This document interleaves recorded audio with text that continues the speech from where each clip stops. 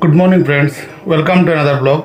Just মাত্র খবর পেলাম যে ইরান আর ইসরায়েলের মধ্যে যে এতদিন ধরে যুদ্ধ চলছিল, এই যুদ্ধটা বিরতির পথ নিয়েছে। মানে এই দুটোটা দেশ সিজফায়ার করেছে। মানে ইরান ইসরায়েলের উপর হামলা চালাবে না, ইসরায়েলও ইরানের উপর হামলা চালাবে না। আসলে তো ইসরায়েল একা হামলা চালাচ্ছিল না, ইসরায়েলের পক্ষে নিয়েছিল আমেরিকা এবং হয়তো আরও কিছু দেশও ছিল, আর ইরানের পক্ষে হয়তো কিছু ইসলামিক কান্ট্রিজ ছিল। কিন্তু আমি বেশ কয়েকবারই বলেছি, ফেসবুকেও লিখেছি এই ব্যাপার নিয়ে, পেপারেও লিখেছি, নিবন্ধ লিখেছি যে ইসরায়েল ভারতের অনেক পুরনো বন্ধু। ইসরায়েল মানে একদম ট্রাস্ট করার মতো একটা মিত্র, মানে ট্রাস্ট করার মতো একটা দেশ ভারতের জন্য।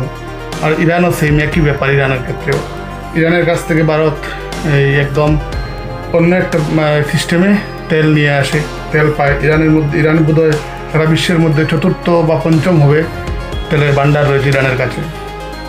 আর অন্যদিকে ইরানে ভারতের বেশ কিছু প্রজেক্টও চলছে। ওদের চাবাহার বন্দরটা ভারত বানাচ্ছে। যদি এই দুই দেশ যুদ্ধে লিপ্ত থাকে তাহলে ভারতেরই ক্ষতি। তাই আমরা সবাই চাইছিলাম, ভারত সরকারও চাইছিল যে যত তাড়াতাড়ি সম্ভব এই যুদ্ধটা সমাপ্তির পথ নিক। সেই দিন কাল বা গত পরশু দিন আমেরিকার তরফ থেকে ইরানের পরমাণু ঘাঁটিতে হামলা চালানো হয়। বলা হয়েছে যে পরমাণু ঘাঁটিগুলো উড়িয়ে দেওয়া হয়েছে। জানি না কতটুকু সত্যি কতটুকু মিথ্যে, আমেরিকার উপর বিশ্বাস করা যায় না। আর ইরানে যেহেতু হামলা হয়েছে তাই ইরানও সত্যি কথা বলবে না।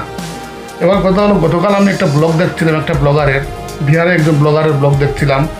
ব্লগার যুদ্ধ শুরুর আগেই গেছিল ইরানে, 12 জুন বোধহয় ইরানে গেছিল ও ব্লগ তৈরি করার জন্য। বিভিন্ন দেশে, বিশ্বের বিভিন্ন দেশেও যায় ব্লগ করতে গেছিল। তখন ও এই জায়গায় ইরানে আটকে যায়।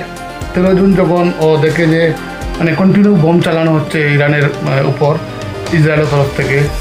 একটা জায়গায় একটা জায়গায় দেখায় যে ও একটা হোটেলে ছিল, হোটেল থেকে ও ভিডিও বানায় যে এক জায়গায় বিভিন্ন অ্যাপার্টমেন্টের মানুষ জড়ো হয়ে গেছেন, জড়ো হয়ে ওরা গান বাজনা করছে। মানে এটা প্রমাণ করছিলেন ওরা যে গান বাজনা করছেন, যেটা এদের যাওয়ারও কোনো জায়গা নেই। যদি মারাও যান তাহলে এক জায়গায় যেন একসাথে মারা যান ওরা, যেভাবে বোমাবাজি হচ্ছে। এই যে এসব নিরীহ লোক মারা যায়, দুই দেশের মধ্যে যখন যুদ্ধ হয় শুধু সেনাই মারা যায় না, নিরীহ লোকও মারা যায়, যাদের গান বাম কোনো কিছুর সাথে সম্পর্ক নেই, কিন্তু ওরা মারা যান, ওরা নিরীহ লোক।